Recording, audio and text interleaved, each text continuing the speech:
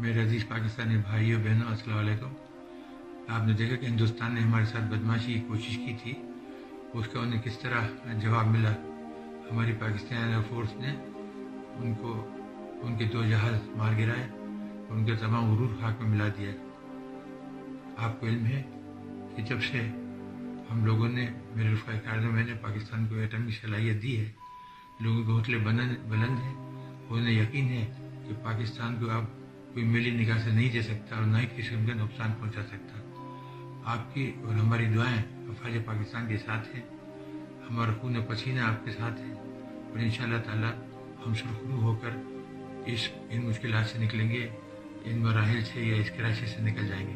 बेफिक्र रहें, आराम से सोएं, अल्लाह को याद करें और अफवाज पाकिस्तान पर, अल्लाह पर भरोसा रखें। अस्सलाम वालेकुम।